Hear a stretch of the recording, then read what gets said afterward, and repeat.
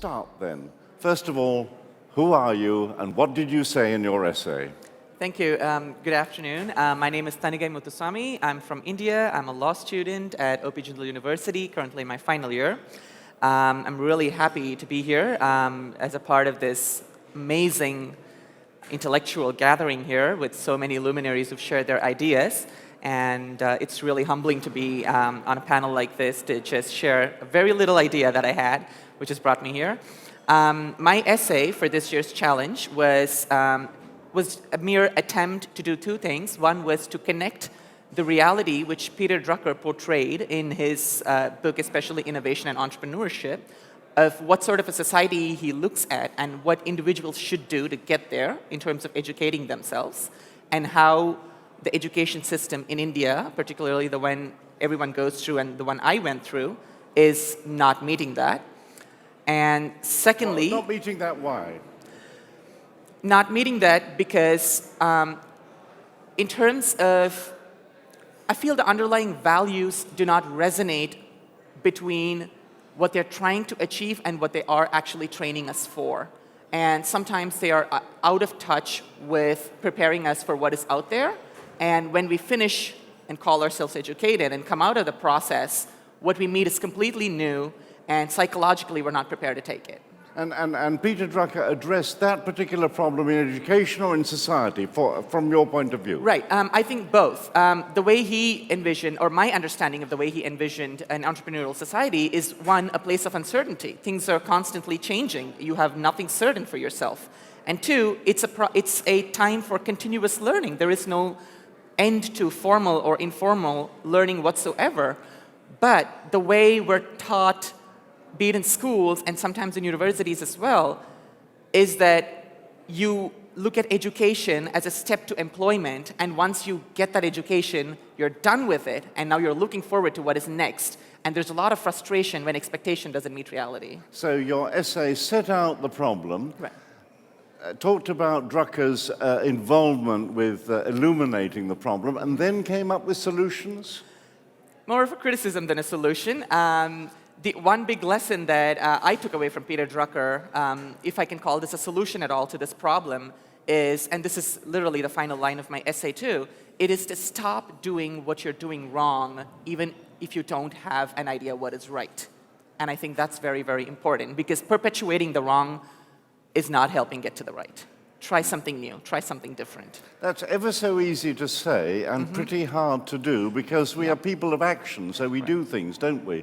And if we're trained in ways of doing things that turn out in maybe your eyes, not everybody's eyes, to be wrong, how do you know you should stop doing whatever you're doing? How do you know it? I guess at some point you start realizing there is something wrong with your way of looking at the world, and you start asking questions about why is it that? Why is it you were told orange is orange, but you found out to be green? But people after you are still being taught the same thing, and when they come out of that process, they're not in a mental position to question, but are simply frustrated. Okay, apply that to your own position. You're learning to be a lawyer, I presume, or learning to certainly apply the law. You're at the moment in Hamburg, getting a European experience of the law, though you're actually studying in Delhi. Apply that to your own experience. The law is a very framework sort of activity to be in. Right. How can you stop doing what you shouldn't be doing in the law, for example? Okay, I'll give you a very specific example that is just 4 days old. One of the classes that I attended in Hamburg on international mergers and acquisitions, the professor, a partner from one of the large law firms in Germany, was talking to us and demonstrating to us one of the latest technologies in the legal field, an artificial intelligence website by the name of Kira. Kira is so advanced. Kira is going to be a threat to what we would call associates, who are the bulk of the workforce in the legal industry. And particularly the people training within a company, Exactly. within a law firm. Yeah. Exactly. These are your freshers, your new law graduates from the best of law schools around the world, and they start off more often than not by doing what we would call due diligence work, where you have spent hours and hours of vetting and reading and rereading contracts. And the machines are better at it than they are. Of course, and much faster, and they do not demand a bonus, they don't need compensation, it's a one-time investment, and they return the answers to you in minutes. Okay, that's as the opposed to dilemma. hours. Apply your principle to it then. Get out is the answer. Don't do it. That is, but what I would say is a change should come in the legal education system.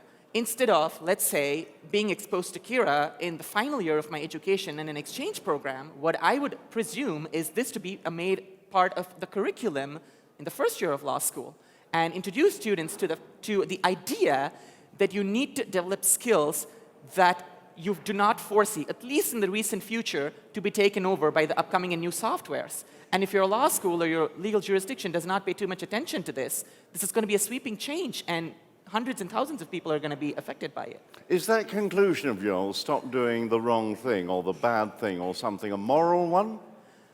I would say that's just the beginning of my conclusion. The purpose of my essay was merely to provoke thinking more than anything, and I would say, yes, that is the beginning of my conclusion. Please stop doing the wrong thing, and then start thinking about what the right solution is. It's going to be hard, but definitely stop doing the wrong thing. Okay, we'll come back to all this later on, but let's have the next person and the next idea in the essay, please. So my name is James. I'm a PhD student from Singapore. I'm doing my PhD in the political economy of Indonesia. And in my essay, I basically said that in his book, The Entrepreneurial Society, Peter Drucker laid out a few principles and strategies for innovation. I basically think that the alchemy of entrepreneurial ambition and innovation cannot really be stage managed in that manner. I think MBA programs can give you some useful tools, and we've had some good ideas here and everything. But ultimately, an entrepreneur is someone who has an idea at the right time, puts the hard work in to get that off the ground, and accepts the risk of complete failure. So fundamentally, I think those are things that you can't really teach. I think that you either have those things or you don't, or you're just kind of, you get that through your upbringing. But I think it's hard to learn that from like an MBA program that teaches you how to start a business from the ground up. So it's an idea. It's an appraisal of the gaps in the world at the moment. Yeah, and then it's an idea to deal with that. And it has then it's drive. Yeah, you have to have action, the hard work, the ambition. and then it's luck. There's some luck involved. I mean, you have to have the right idea at the right time, and there's really no way to know if the time has come for your idea or not. You just have to kind of gamble on it. And you have to have a high aptitude for risk, and you have to be willing to accept that you might fail and lose everything. I think that's my definition of an entrepreneur, and I think that's not something that you can teach. Now, Peter Drucker talked about the sort of golden era dawning of the entrepreneurial society, and the assumption made over the past 2 days has been that entrepreneurship is good, and everything else is problematic. But from what you were writing, maybe that's a little bit of a generalization. Well, because Peter Drucker was talking about a specific type of entrepreneurship that could be applied innovatively, usually in a corporate setting. And he actually specifically kind of said that he wasn't talking about mom and pop entrepreneurs, small businesses, which I think really encapsulates the spirit of entrepreneurship. Those are families that they're just trying to make a living, trying to make a livelihood, and they're just going to roll the dice on a restaurant or something, and it might not work. And I think that the definition of entrepreneur that I've used applies really to those small businesses, and that's not really what Peter Drucker was talking about. He was talking more about how to innovate for corporate solutions and progress. But it's now become a sort of word that everybody uses without thinking about, and it probably needs some thinking about, does it? Which word? Entrepreneur. Yeah, definitely. And I'm trying, my definition of an entrepreneur is someone who's willing to take on that risk and really accept the fact that they might fail. And you have to understand that, you basically just have to scratch around in the dirt until something works. And I think that, that's my definition of an entrepreneur. And when I was writing my essay and reading this book, it struck me that it was somewhat counterintuitive to try and design a process for maximizing creativity. Because being creative is an inherently messy process. That's what Alex talked about yesterday. When you try to be creative in a corporate setting, you have that squiggly line, It's very messy. It's very hard to do that within the constraints of a corporate structure. But obviously, people who run companies think there is an enormous creative deficit within them. They want more. It's not much fun being an administrator. They want creative fun, don't they? Sure, and that's why they come to forums like this and get some really good ideas, you know? They get all buzzed up here, though, and then they go back and run the same old companies all over again, don't maybe they? they do, I don't know. I don't run a company. Apply your essay to your own life, please. A little bit. That's a hard one. Okay. The things you learned while writing the essay, did they then illuminate what you want to do with your life? Yeah, the basic thesis of my essay was you just have to keep trying something until it works. And I've gone through a couple iterations where I worked in commercial real estate. I didn't like it. Now I'm going into academia. So I traveled around Asia for a while. So I guess I just kept trying different things until I hit upon something that I felt fulfilled me professionally and academically and intellectually. And it took a while to get there, but you just had to keep going. And sometimes I risked failure. You know, I had to take out big loans, and I didn't know if I'd be able to pay them back. Well, there's a culture in Asia, I know in Korea, I know in Singapore, that entrepreneurship is kind of frowned upon by families, by parents, because they don't want, they spend all this money on education, and they want, in Korea, they want their children to go into Samsung Electronics. In Singapore, the beckoning thing is still the civil service, which pays so well in Singapore. There's a fear of entrepreneurship because your parents don't like the idea, isn't there? Well, I'm glad you said that, because the other aspect of my essay was that all of this must take place in a society that promotes certain values, that teaches you it's okay to fail, and that it's okay to question conventional wisdom and existing models, and teaches you that it's okay to tear them down and come up with something better if you can. And when all of those things come together, I think that's when you really get dynamic innovation. But you have to be in a society, like I grew up in America, in Los Angeles, where I was taught to, you always question authority. If you don't like something, you say it. If that's how you feel, you say it. You know, you don't have to worry about it. It is definitely different in Singapore. Why, if you grew up in Los Angeles, are you now in Singapore? Oh, I just think that Asia is the most dynamic region there is now. I first went there in 2010 when the Europe and the United States were stuck in a funk, in a recession, and everything was popping in Asia. It was getting 5, 6, 7% growth, and I thought, this is where I want to be. And it's fun. The food's good. It's just a nice place. How do you want to participate in this growth potential? What do you want to do? The growth potential? Oh, no, you. Yeah, I don't know. We'll see what happens. I'm doing a PhD, so once that's done, I guess I'd like to write journal articles about the growth. No, but you've written an essay that says just have a go, or entrepreneurship is having a go, and that's what you intend to do at the end of your training or study, right? Yeah, but I can't really answer that question. I don't know what I'm going to do after that, but hopefully I'll be able to participate some way in that growth. You'll have to report back when you've made the jump or the decision. Next one up, please. Who you are and what the essay was like. Okay, hello everyone. My name is Boma, and I'm from Indonesia. So for the past 4 years, I've been studying, doing some research on social enterprise. I'm currently working for social enterprise in Indonesia. And when we're talking about social enterprises, and we have this discussion before in the forum, I'm working right now in the past I'm working for 2 groundbreaking social enterprises in Indonesia, and what we basically focus on is actually providing access. And when we're talking about access, it's not just infrastructure, it's not just road, but we can talk much more primary needs for this lower middle income. So for example, there's people that doesn't have lighting, we try to provide them with solar lantern, or they need energy such as a clean cook stove that they don't have, or even things that actually we take for granted, such as clothing or furniture, or even a frying pan that woman needs in this region. And basically, I've worked for these companies that actually to provide this access. And in relation to my essays, so I worked for a multinational company before, and there's a moment where I'm doing a research, and I talked with a lady, and at that point, he served me a coffee, and I was like, this is a really good coffee. But I talked more to her, and actually he needs to walk 5 hours just to collect a firewood. And that moment struck me the most, and I was like, this is the kind of thing that I want to do in the future. And I'm pretty much, since then, doing a lot of things in the social impact sector, and I believe also that in the future, this is going to be the way to actually create social impact to the nation.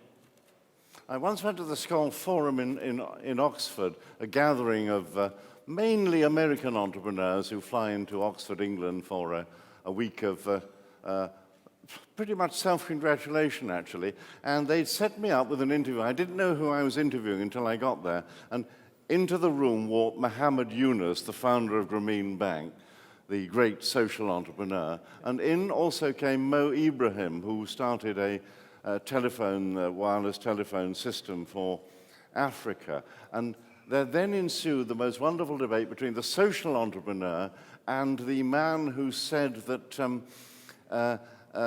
all business was a social entrepreneur because well, it provides jobs and things. But of course, what he was doing by connecting Africa was creating a great, huge amount of opportunities, probably faster than any would-be social entrepreneur could have done. And I found that fudging of the lines between ordinary entrepreneurship and social entrepreneurship extremely stimulating, actually. And it's made me think a lot since about that. So social entrepreneurship, much lauded, may have its limits to getting things done, to scaling, as they say, yes?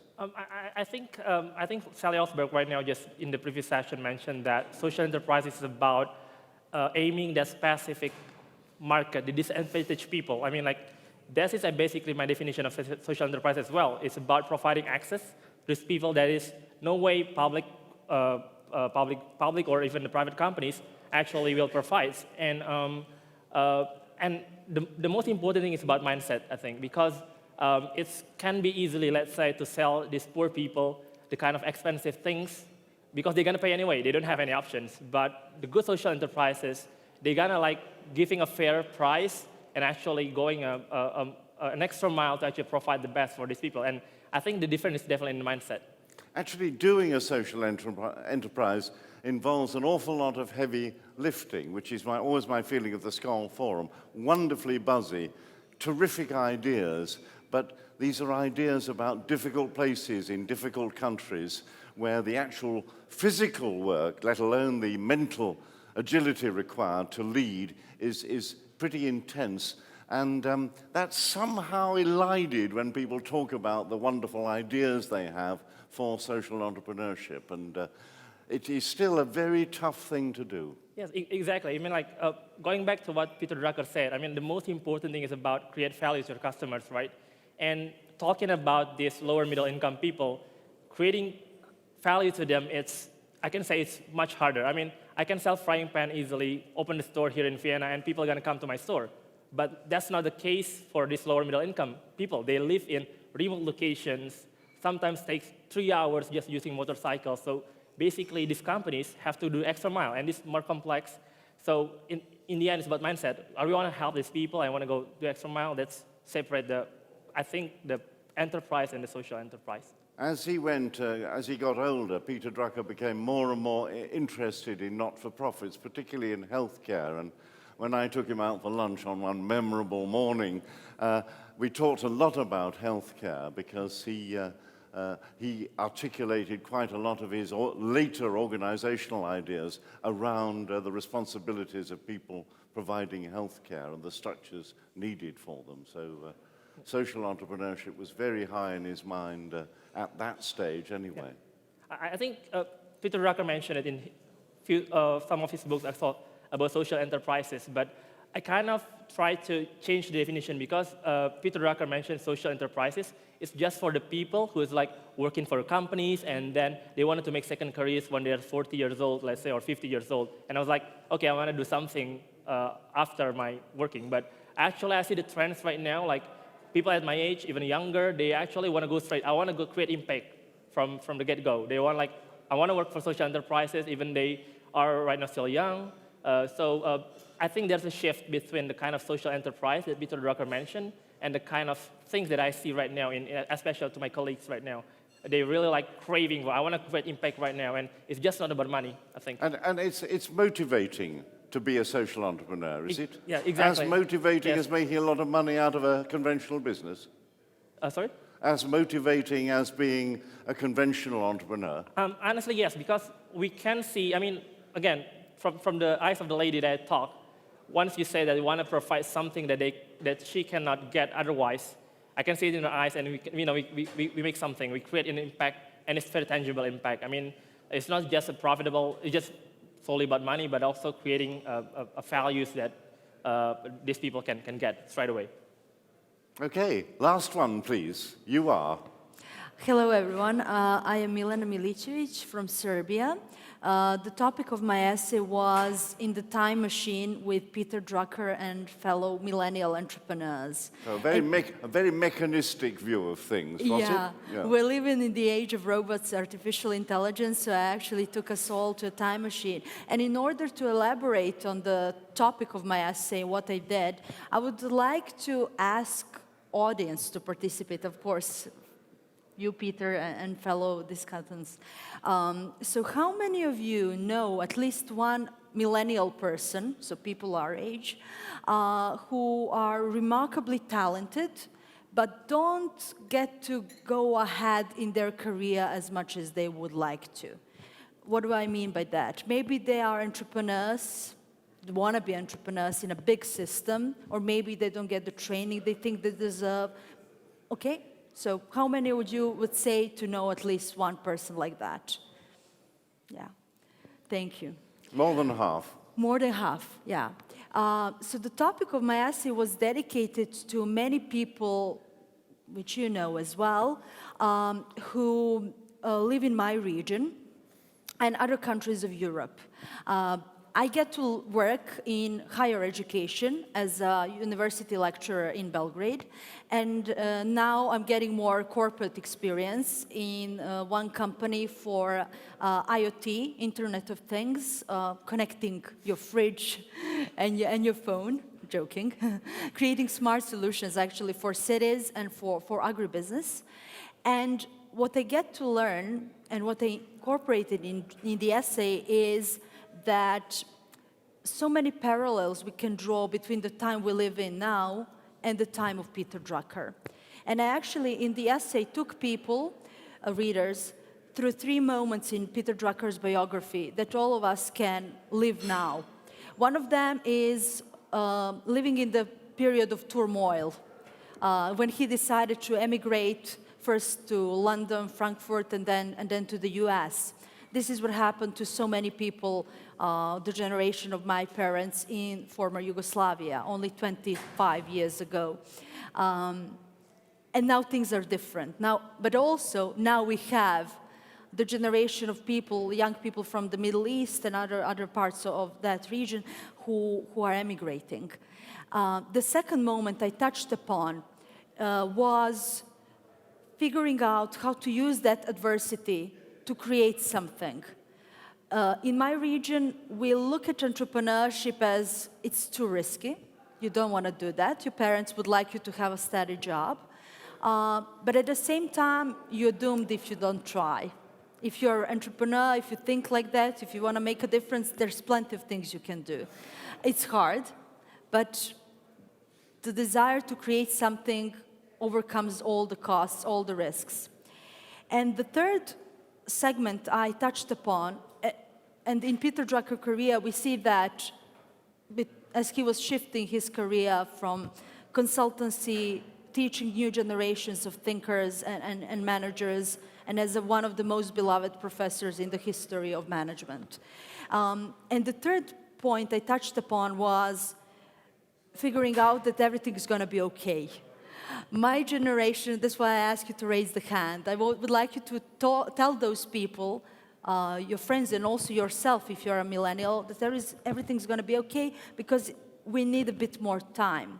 And I liked how, I think it was in Managing Oneself, that he explains that on average, I'm going to paraphrase unfortunately, it takes, let's say, a person 50 years if he's working healthy, in good shape, it takes him or her 50 years for a wonderful career.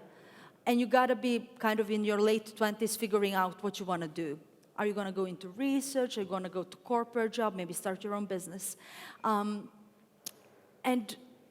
at the same time, there is this point when he explains an average company, it's like 30 years. Many of companies don't exist after 30 years. So every single one of us as human beings actually has more potential to outlive many companies. And it really helps us put things in perspective and say, I'm doing the best I can, and I really need to be patient, and I need to measure, as Peter always says, what doesn't get measured doesn't count. A bit about you. You are an entrepreneur now.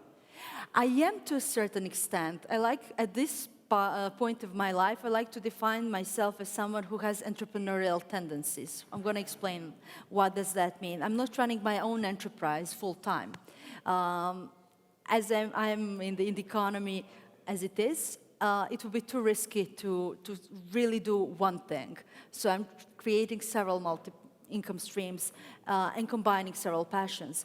What I like about my job in the corporation is that I really get to see how solutions we create can scale and how we can help markets around the world, because we make a software, and you can, from our office in Novi Sad, actually help customers in Australia, Germany, Austria, Russia, India, wherever. So it's remarkable. And the second thing I'm working on, and that's the flyer I gave you, it's the enterprise. It's actually a non-profit where we want to create mentorship programs for young people. And I was very privileged to have experience abroad of studying, etc. And we believe that in our country and region, if people get to meet friends from abroad and vice versa, there's so many ideas that can flourish because of different cultures and different ways of dealing with problems, with risk, with failure, etc. And what the name of the enterprise stands for is one of the ideas I believe entrepreneurship is all about. It's called INAT Center, as you can see. So INAT is a word of Turkish origin. We were under Ottoman Empire. And it also stands for innovation attitude. And how do you define INAT? It is basically seeing that you're gonna do something no matter what. Sometimes you're very stubborn and you do things and it's like hitting your head on the wall. It doesn't help you. But we transform, because we're nice, polite people, we transform that into saying, be persistent about your ideas, be persistent about finding the best solutions and business models, and measure, again, Peter Drucker comes into game, what doesn't work. If the strategy doesn't work, change it. And INAT can be very powerful if you use it to your own advantage, not to be stubborn without any result. There is another thing about you, of course, that you studied abroad in Cambridge. Yeah. And then you went back, didn't you? Exactly. To Serbia, which one doesn't immediately think of as a world center of software provision, for example. And that returning is quite important to you, isn't it? What was that? Going back is quite an important thing. Yeah, Peter, I would say that for me, and I'm happy I managed to experience that at a very early age, and I'm happy that many of us can do the same. The location is not something I'm obsessed with. It is more the environment I work with. I'm going to explain. So if I work in a company that wants to be one of the leaders in IoT over the next several years, and we have the ability to do that, or if I work in an enterprise that can really mentor hundreds of people, that is amazingly rewarding. And I know that belonging to several hubs, Cambridge being one of the groundbreaking centers for research and innovation itself, and also working in Germany in Parliament at age 24, that's something that always stays with me. And I'm happy that so many people from Serbia, Croatia have the similar experience, Bosnia, Macedonia as well, and we get to talk to each other. You know, sometimes Facebook Messenger is good enough to exchange ideas, test it, validate, advise each other. And we work in planes, we work in hubs, and we work in Messenger, and on the cloud, of course. Now, let's get you to talk a little about each other's essays as you understand them. There's the Peter Drucker has to be dragged into this because that's a condition of the essays, right? Exactly. Did you feel he was being dragged in, or he was relevant still to the way you wanted to think about the world of the future? Don't know who wants to. Mm-hmm. So, I think it's very much relevant for me because I know Peter Drucker first when I was studying for my graduate study, and at the time, it's about management theory, right? So when I first about information about essay, the first thing that comes to my mind, I need to write something about it. But when something about management things, but I read the essay on managing yourself, and it actually struck me that the things that I learned first is about Peter Drucker telling us that we need to understand your values first. In order to be excellent in your life, you need to understand the values. And I think the way, because Peter is pretty much, he's concerned with people management, right? He's concerned about people behavior. And the way I see it, in the past, yesterday, we talked about the context of companies. We talked about context of society, and then the nation, how companies and nation. But I think we need to step back and actually understand the values of the people first, which I think is really important. And the time I read the essay, the fact that Peter Drucker at the time still struggling on understanding values, he's working for investment banking, and then moving to, he's not feeling that this is the right place.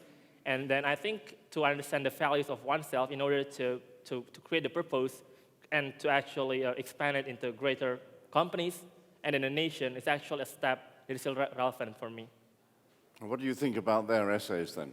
I recall, I would like to specifically comment on Boma's essay because I would just for some reason recall it with more certainty. I really like the idea, it's just to restructure what he said actually, but I really like the idea how he reflected on one specific incident in his life and he built the essay around that. And for him to make that connection about Peter Drucker's values to that one specific incident and make an entrepreneur opportunity story out of it was absolutely interesting for me. To see not the community as a poor, run-down place, but as Peter Drucker put it, that's a place for opportunity and innovation, and that's where you go hit hard with your entrepreneurial skills, and you build it over there. And that I felt was really interesting. Now, you're studying to be a lawyer. Do you want to be a lawyer when you finish studying law? Or do you have an entrepreneurial itch? I don't know, honestly. Right now I'm on an exchange. It's all the part of student soul-searching process, traveling from one country to another, talking to all the different people that I come across and the various opportunities. I just finished a class in business mediation, and I had such amazing trainers who facilitated the workshops. They've piqued my interest in that as well. So if you mean a traditional lawyer, I think I'm moving away from it. James, any ideas about what everybody else has written? I like Boma's because he's talking about social values and social entrepreneurship. It's not just about making money, and I think that's pretty refreshing. When we think about entrepreneurs, we think about people just making gobs of money sometimes, right? But I think it's also important to think about the social value of the things that you're creating. Because if you're in Silicon Valley, California, then the monetization of your idea becomes seemingly the only imperative, and it is an extraordinary bubble where a company of 60 employees can be worth $1 billion virtually overnight, and that becomes both a badge of success, but also the results of success you can take away and use, and it becomes the only point about business, it seems to me, a very daunting prospect. So I like that, we're talking about some innovations that can actually be a net benefit to society. Maybe they're not such an economic net benefit, or they're not going to make people a huge amount of money, but I think it's important sometimes to think about the social benefit. What is the attraction of working for a big company to any of you? None. A big conventional company of the kind that's would been pilloried rather a lot over the past 2 days. I would never want to work for a big company. You don't? No, because there's no freedom. People are coming here to try to figure out how they can organize their companies so that there is more freedom. But in my experience, the bigger the company, the less freedom you have, the more rules and regulations, the more HRs on you for everything. And when I've worked for smaller companies, you have a lot more freedom. And I personally like that situation more. Well, I have worked for big companies, multinational companies. I've worked for social enterprise. I work for non-profit organizations. I try to compare everything. And what is good about big companies is actually they have experience. They know things. They have certain procedures, and it's actually helping people who are starting their career to actually know what is right. This is the right things, and this is the right process. But sometimes when I finally moved to the startups, things that can be done within 1 year in a big companies, in startups, basically 2 weeks. We can create basically an ads within 1 month, and it's basically the process is much more linear. And I can say as well, startups tend to want to take risks more rather than big companies. Sometimes it's less dynamic because there's a bureaucracy that I need to follow. Did you feel frustrated by that process in a big company? When I worked there, no. But now I move on to startups. I know that it's really, I'm not going back to big companies again because it's not creative. I feel that I rather to test everything first and fail soon, right? I mean, in the big companies, usually there's a certain procedures that they need to follow. Milena. I believe that every type of business can be good for certain kind of people. And the more I talk with colleagues of mine who are now entering middle management, and some of them running their own companies, I realize that I'm the person who prefers working in mid-sized companies, as it is the case with company of my own, of where I'm working at the moment. And the reason is because it takes not so much time to test your idea. I believe that what companies should look for is to get to the customers and get to the market as soon as they can, and on the market, validate idea. And I believe when you're in a big system, it takes you so long, you're stuck in the boarding room, and you need to go through so many procedures, and you are not figuring out the way, can we do this differently? Because very often you get the answer, it's been always like that. And I was very fortunate to meet some people who were managing very big teams of companies that are employing several thousand people in Serbia. And they were fantastic leaders, very learning-oriented. And they were motivating their teams in a remarkable way. The challenge they were having was always that sometimes, although they had noble ideas, there was somebody in the other fraction not supporting that. And I think companies, big systems, should find a way to overcome vanity of an individual, and which very often happens because there's limited belief that if I get promoted, somebody else will not. And that they say, okay, if we do this idea, actually our company gonna increase their shareholder value, and we're gonna enter new market, et cetera, et cetera. So I think what big companies should work on is expanding that long-term vision and saying, if I succeed, you're not gonna be the one who doesn't succeed. My experience has shown that in smaller companies, it's much easier to explain that. And it's much easier to show your autonomy. So basically, I have tasks that I'm working on. I stay longer if I want. I'm accountable for what I do. I need very little supervision. And that's how I work. I work to live and live to work. So, but not so many people, and not so many people who go into big systems want to do anything with their job once they're done. So I think the people who go in big systems are the people who are interested in getting through the corporate ladder, but also having time after 6 o'clock in the evening. Okay, those are very distinct ideas from all of you, and yet here you are, the Drucker Forum, with people talking from the platform. People talking from the platform. What do you make of what you've heard, all these sessions over the past 2 days? Interesting, relevant, or distant, or theoretical? What did you make of them? Oh, I thought there were some really interesting ideas. You know, the question I would have is, how can those really be implemented? You know, we're talking about like a bridge between the exploration and the exploitation part of companies. But how do you really build that bridge? They were kind of light on those details. And I think that's the real challenge, you know? But they raised some really conceptual ideas. It made me think, yeah.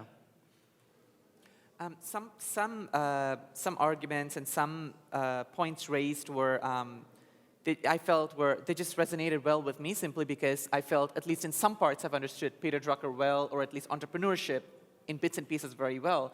For example, when we had, I'm sorry, I don't recall the name of the speaker, but from the China-India Institute, and she specifically said, innovation in India and China is not very disruptive. They just like to improve and progressively innovate.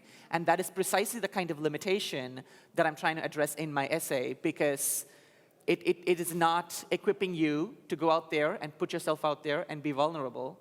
And what really touched me was that it's being addressed, but at the same time, not concrete solutions are coming out either. So that was a little bit of a concern and a relief at the same time. Did you feel there was a generation gap between you and the people up on the platform at all, or were they talking modern thoughts or young thoughts, but as dreams, as wishes, rather than as practical things that could be done?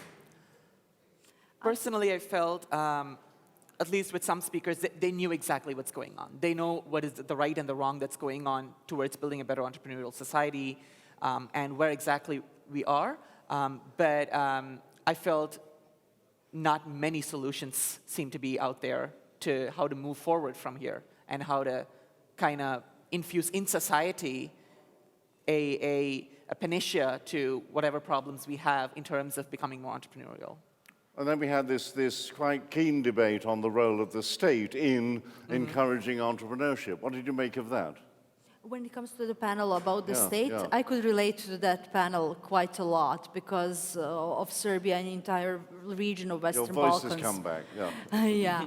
So basically, we had several amazing examples in our community where people started succeeding and state realized, oh my God, there's some potential in IT industry. For example, community of people who have been mentoring young entrepreneurs, working closely with Silicon Valley entrepreneurs who succeeded. They managed to crowdfund 100,000 euros for opening 10 entrepreneurship centers throughout entire Serbia and educating 100, that's a very big dream, but I think we can make it, educating 100,000 people by 2020 entrepreneurship. So these guys managed to do it without the state, in the sense they didn't come to state initially, but they asked for the space, for the venue, for the abandoned buildings, and they reached out to companies that are making software and games and other IT solutions who donated this so that we produce more amazing programmers. And what I liked about the panel itself was the difference of opinions, having Israel as a startup nation and also seeing how things are working in China. And what actually can be done by attracting people who decided to come back to such a big economy. Many people in the Balkans decide to come back after being in upper management and C-suite positions and to give back to a community. So there's more VC capital, but we need to work more on the mindset as the country and the region, I think. Boma? I think I think this is a common theme in this forum for the past days between states versus private companies, right? But what Peter Drucker actually mentioned, there's actually third parties, the autonomous community organization, which I don't think has been discussed in this forum, because this is kind of people, informal organizations, who is actually they work probably, but they do something and they actually create communities. And I'm not sure whether it's relevant in Europe, but in emerging markets, especially in Indonesia, this is actually the one that drives the economy. This is the people who is actually, this is informal organization who is like creating communities, and they are actually doing some things, sometimes not because of money, but actually to drive economy. And I think this is probably one of the solutions, because we have a heated debate always about private and also versus public organization, but probably one thing is actually to put some organizations, which is like probably combination of the two, which probably one thing is about social enterprise, I don't know, but there should be something in between these two entities. Milena, what do you make of the limited number of women participating in the forum? I think women should be much braver in raising their hand. And I think we often think that we really need to be perfect in everything we do. And until we are perfect, we don't want to show up. but actually by collaborating, by exchanging opinions, and by doing a lot of autonomous work, of course, we get to get our research, enterprise, life better. And I think this is important to be taken into account, and all of us for sure have some remarkable young women and also more senior women that we know that should be more, not encouraged, but maybe deserve more space as mentors, as maybe in media, maybe as coaches, etc. And I think if a woman decides that she wants to do something in their own community or in a company, she should really go for it. And she should be accountable for what she's doing. Very often we see examples of people who want to do something, but actually they cannot deliver. I think you gotta be strategic and resourceful at the same time.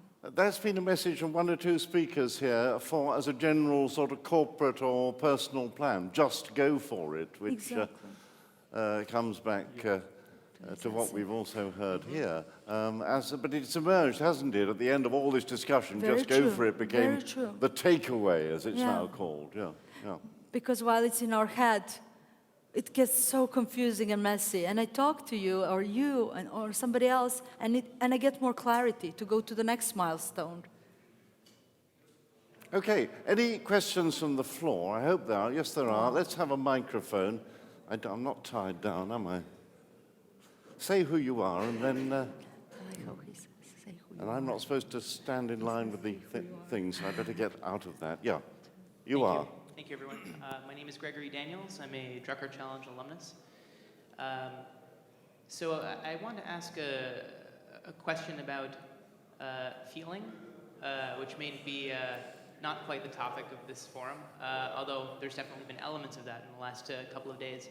So what values, what feelings are absent from the present organizational structure that you find in entrepreneurship or an entrepreneurial approach? To everyone, if I may. Who'd like to have a go at that? Is freedom a feeling? Yes. Actually, that's what triggered the question. Freedom. Feeling free.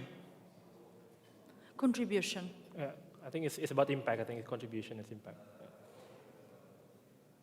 I think they've answered it all. Personally, sometimes I try to not pretend to know the answer to these questions simply because I've not worked. I'm still a full-time student. You can say what you hope to. What I hope to, at least just as an add-on to my previous comment that I'm moving away from something like big law, is that you get a certain personal satisfaction with certain kind of work, which I think is absent in the bigger the organization. So you move away from it. Not necessarily freedom. To me, I would say satisfaction. You just walk away more satisfied from, for example, social entrepreneurship. Okay. Yeah. Any more questions? Yes.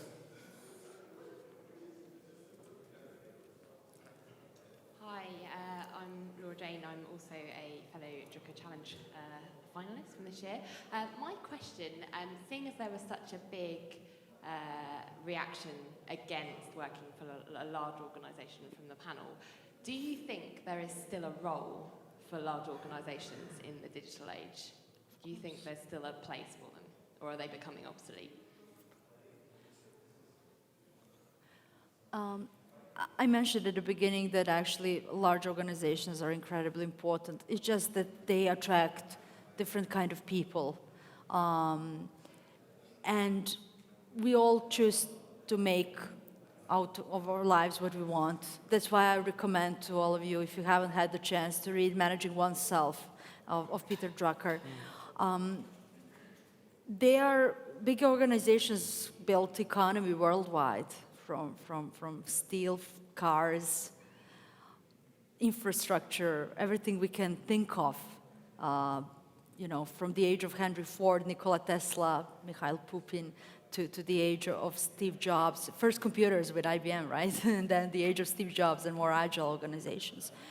And I heard once a tip that an entrepreneur was giving, don't think of your startup as startup, think of it as a company, and eventually very successful startup becomes mid-sized company, or maybe even company employing thousands of people. But I think the most critical thing any organization, regardless of their size, should do is be the learning culture. And if there's no learning element, people start to feel suffocated. You get to go to your job for 8 hours a week, day, in a week, wow, which is more that we see our partners, spouses, kids, and which is definitely more than we sleep. So it's so important that we raise our voice and say, I think this doesn't work, or at least to say to yourself, this doesn't work for me anymore. It worked, but not anymore. Well, James, you come from a country which not only has great big established corporations, but has huge new corporations, don't you? And Yeah, so I would... the scaling impulse seems more intense now in American business Yeah, than it was well, and I 30 think years ago. I think that's part of why you see a decline in the middle class in America, is because there are less small business owners and there's less diversity and competition in the economy. It's all dominated by big mergers and acquisitions and big corporate behemoths. So I would personally like to see less mergers and acquisitions and consolidation of corporations, but I don't know how you walk that back at this point. Yes, we are still speaking, and the conference, the forum is being held in the context still of the continuing trying to cope with the financial crisis. And so there's an awful lot of things that have gone wrong with great big organizations over the past 10 years, which we're still shackled by, and there hasn't been ever so much maybe that was it, ever so much talk about the financial crisis here on the podium this time round. Yeah, very little. And yet it was a signal failure of very large, very organized, very big entities, which have in fact gotten bigger after the crisis in most cases. Somebody has the microphone, yes. Thank you. My name is Alexander, and I'm a Peter Drucker Challenge finalist of this year. I would like to quickly dwell upon what James was saying about entrepreneurial skills being innate and entrepreneurship being frowned upon in some cultures.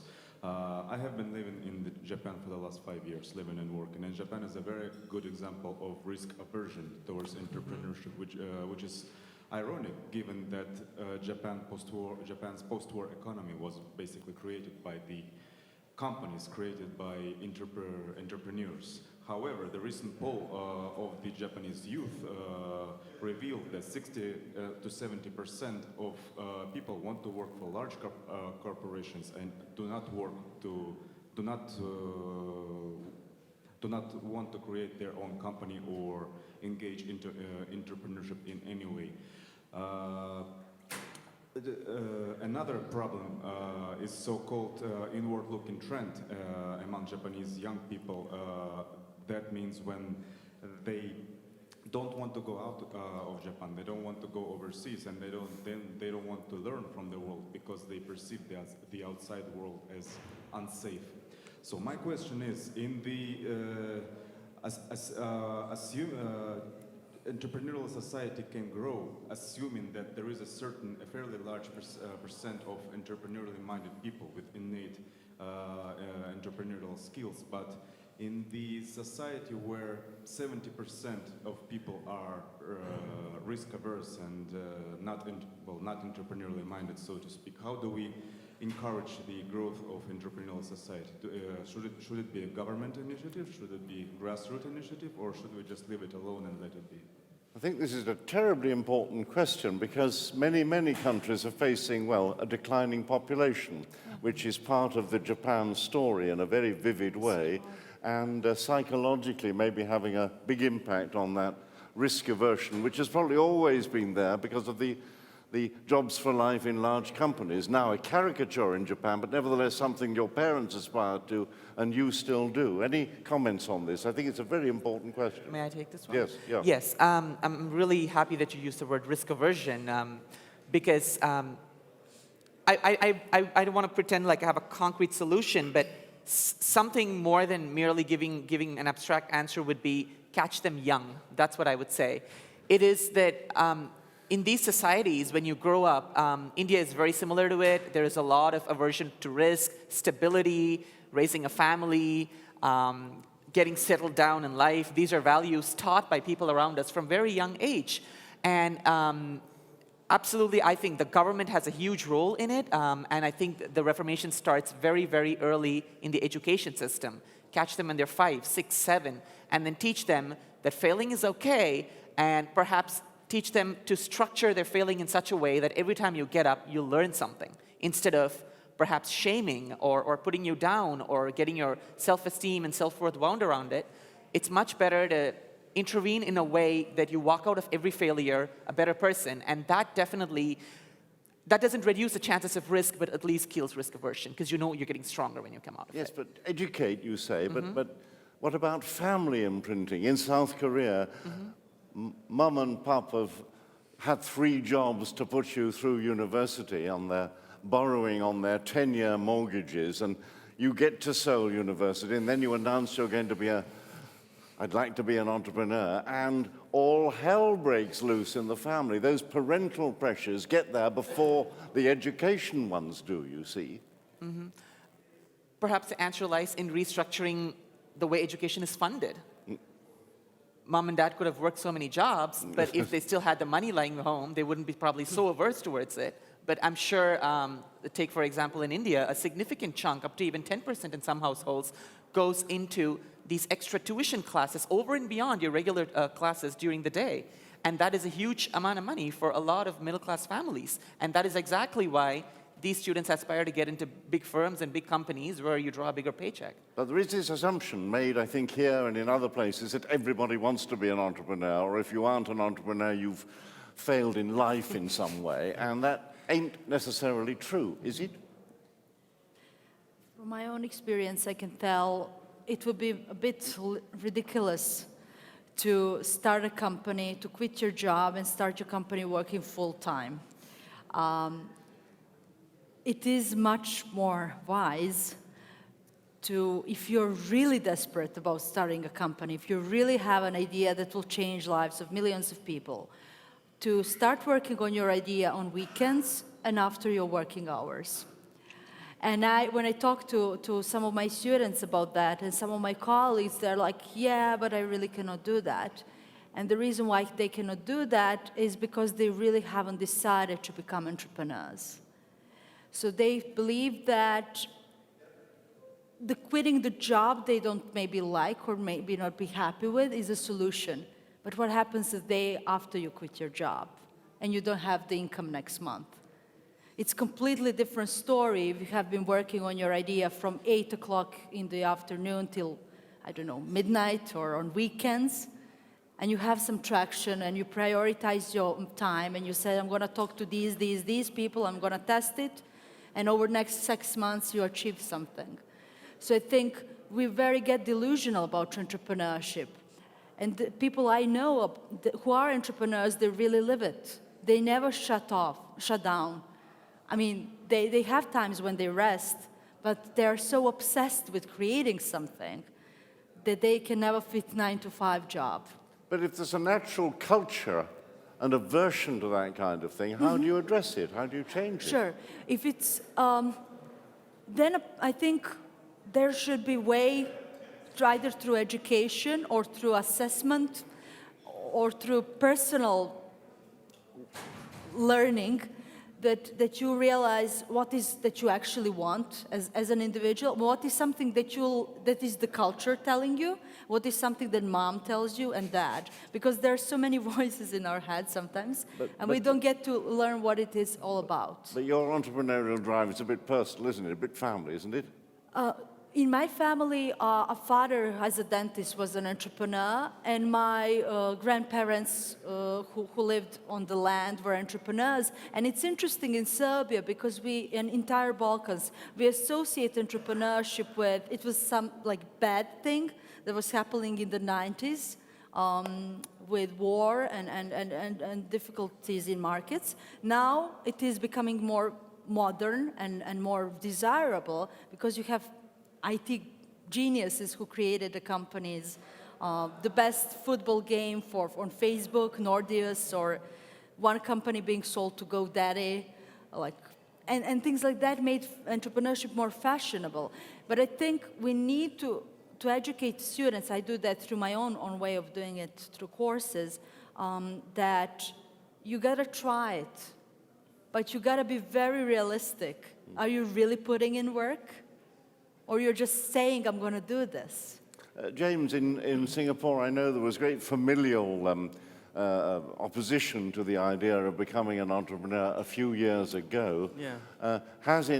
Have you any insights into whether that's I think changing or not? all the young Singaporeans I know are all about entrepreneurship and ideas, and Singapore the government really helps facilitate those things, and they set up seed money, and they'll help you get your IP protected and all that stuff, so. I once went to interview Lee Kuan Yew, who was then senior minister, not the founder of, well, he was the founder of the nation, but he was in an elevated position by then. And he was interesting to me because he just made a speech encouraging Singaporeans to fail. And that was simply unthought of in the first 40, 50 years of the state. Failure. Yeah. So to embrace the idea of failure and then risk-taking, and I think that's what this government push into entrepreneurship But that's has what's been. interesting. Going back to his question about how do you change society and culture, well, it takes a really long time. I mean, it took Singapore about 40 or 50 years to get where it's at now, and the young Singaporeans that I'm talking about, they are the third generation, so it takes like 2 or 3 generations to really get that change and change that mindset and how people raise their kids. It'll happen in Japan when they paid off the 200-year mortgages, won't it? Hopefully. Any more questions? Yeah. Yes. Okay. Somebody's got a. Yes. Hello. So my question to you is the following. Peter Drucker, his concept started for me always with the point that he says doing the right things, and to find out what are the right things to do. I think we are leading by visions, strong visions. And I'm interested in which role plays for you to have visions, or how you are attracted to people who have strong visions. When I meet a person with a vision, I feel like hugging them or working with them, because this is not something you come across very often. And I think people who have visions, maybe they nurture their inner child, and they remember what they wanted when they were small, or what their talents were, but they are also very serious about getting things done. What was Professor Christensen was saying, the job to be done. Anybody else on that? Yeah, I just want to say that I think personally, at least in India, I feel I live in times where we're lacking for vision. We need people with more vision, a lot of commitment to realizing that vision. And even if they're few, we need a lot more than what we have now. Even if they're few, I think, count me and I'm behind you. I'm attracted. It's inspiring to work with such people. It is. Question Yes. over there. Yes. Well, my name is Sebastian Almeida. I'm from Brazil. The question is for you all, millennials. It's clear that you are connected with entrepreneurship. It's clear that this is already in your life. Thank you. But you are young guys. And one day, this spark came out for you. Yeah. My question is, this came suddenly, or you realized you were a bit different and took a while? How was this process? How this process was maturated inside of you guys? This is my question for you. How it came? He's getting personal, Boma. Okay. Yes, first to answer the question is yes, I feel different with my friend. I'm graduated from electrical engineering, but I decided to work as a marketer, and that's a leap that I take that none of my friends take. And right now, most of my friends who's working as electrical engineering, they're gonna say, I want to work for marketers, can you tell me? But they are already like 6 years after they graduate, so it's kind of late. And what probably makes me different, and I'm asked these questions a lot to myself, honestly, and I keep asking of what I wanted to do with myself, even when I was in my first year, second year, third year. Even though I'm still studying, I know that at the time I'm not a good engineer. I mean, if I want to be an engineer, I'm going to hire my friend. They're much better than me. And at the time, I decided that I want to work as marketers. And really, the effort is how I can change my career at the time. And also once I make that changes, it's easy for me to make that. Let's say I want to resign for a multinational company or working for nonprofit. It's much easier decision because I know I've taken a risk before. So I basically say what can be wrong. I mean, I probably lost money, but to take the risk at the time, at first time, is actually bring me to make much easier decision later in my life, and which many of my friends, they keep waiting. I'm not going to take risk, and probably too late for them to actually change careers or even start their company. James, you've been drawing the most frightening organization chart I've ever seen in my life. I didn't realize you were looking at that. Wouldn't want to work for your company, but anyway, any response to this? Yeah, well, I just think that's human nature. It's an iterative process, you know. You don't come out a certain way. It takes a while to get there, you know, and you just keep trying things. If you don't like your life the way it is, you try something else. And then if you like it, you keep going in that direction. Or if you don't like it, you try another direction. And I just think that's how people get to a place where they're happy with the choices that they've made in their lives.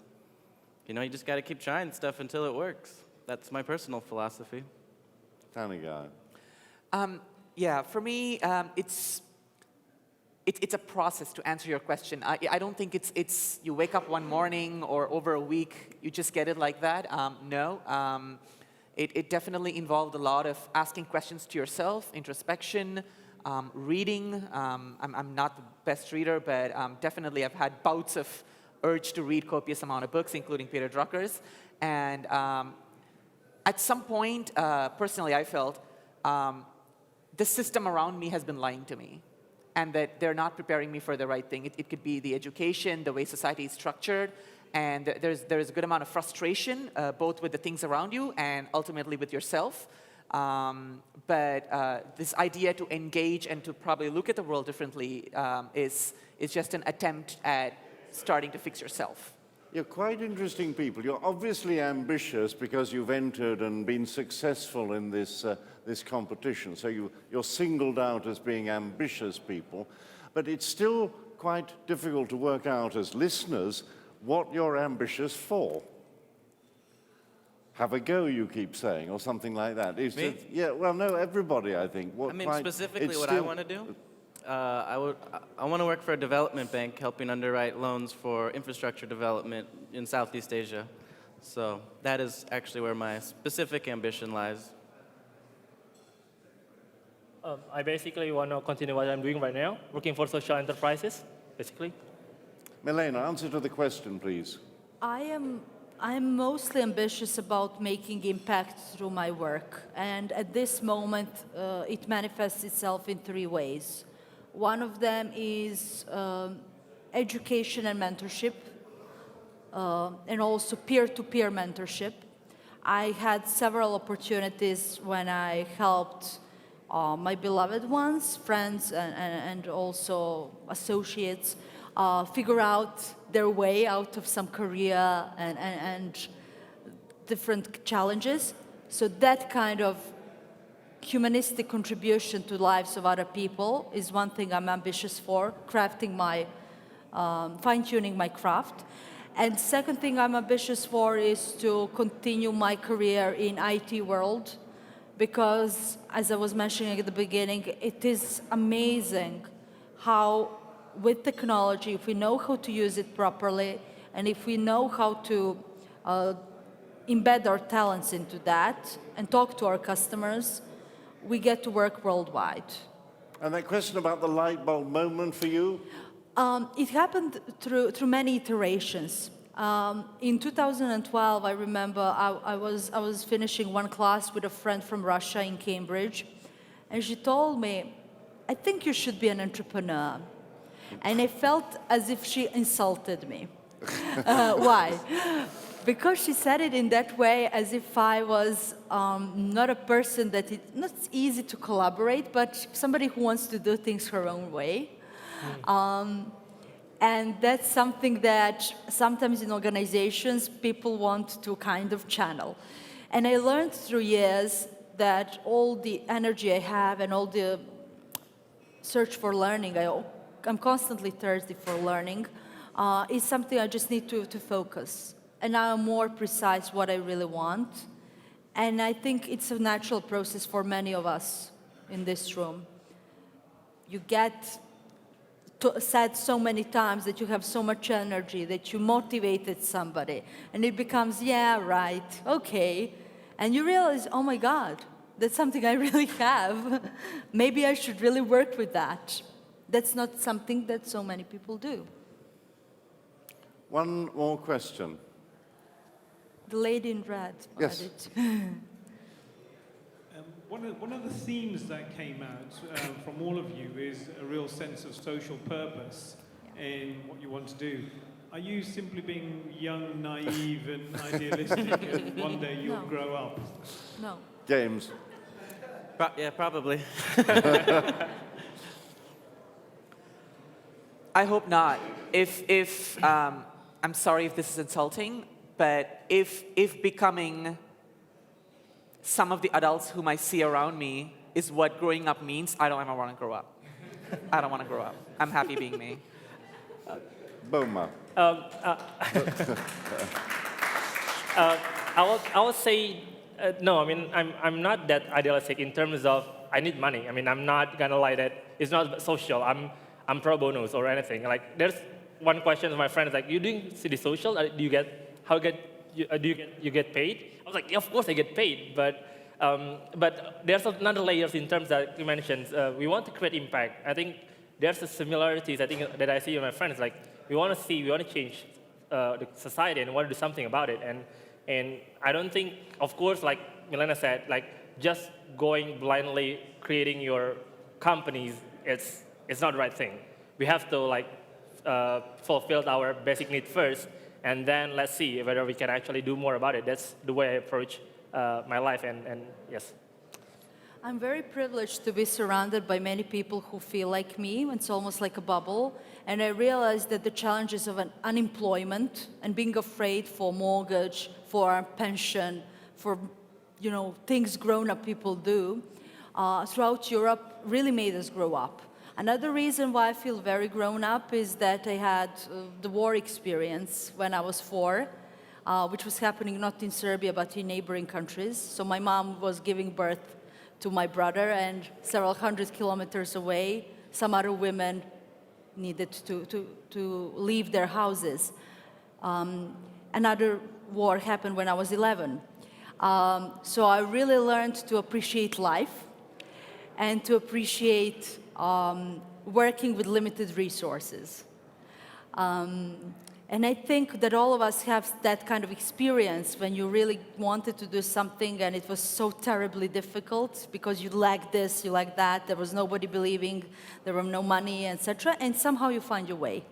And I think if you have that spark in your life, it doesn't matter what you're doing. You may be cleaning streets, or you may be a professor at university, or maybe you run a software company, but you will be happy. I personally, and want to maybe finish with this, I don't feel comfortable when people make things like, I want to make money and I want to be working social.